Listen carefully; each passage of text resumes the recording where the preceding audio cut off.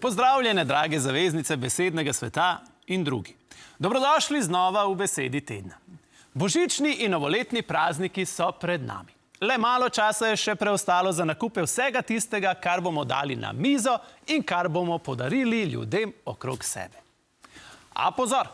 Obisk prepolnih trgovin nas pogosto spravlja v stres. Kamorkoli se obrnemo s svojim nikoli dovolj velikim vozičkom, smo nekomu v napoto.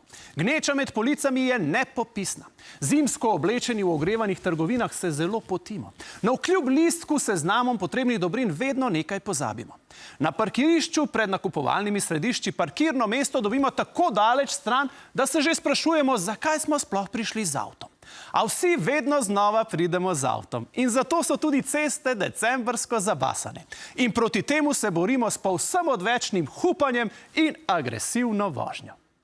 Prav nič čarobno vzdušje, kaj ne da?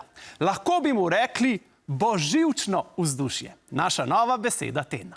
Pred vsakim božičem se srečujemo z boživčnim vzdušjem. Vzdušjem, ki ga spremljajo napetost, razdražljivost, vznemirjenost in druga podobna neprijetna čustva.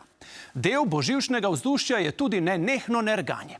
Nekoga denimo hitro zmoti letak, na katerem nam trgovine voščijo čarobne praznike in ne čarobnega božiča. V tem vidijo nekakšne skrite namene in poskus razbožičenja naše tradicije.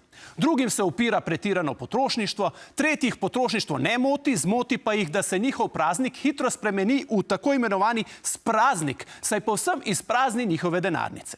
Četrti se pritožujejo nad obveznimi prednovoletnimi zabavami s sodelavci in tako dalje in tako dalje. Ja, adventni čas je postal nekakšen ventil za izpuh najrazličnejših osebnih frustracij. Zato mu po novem rečemo tudi adventil. In tudi ta je sestavni del boživčnega vzdušja, ki je bila naša tokratna beseda tedna. Pa srečno in mirne živce!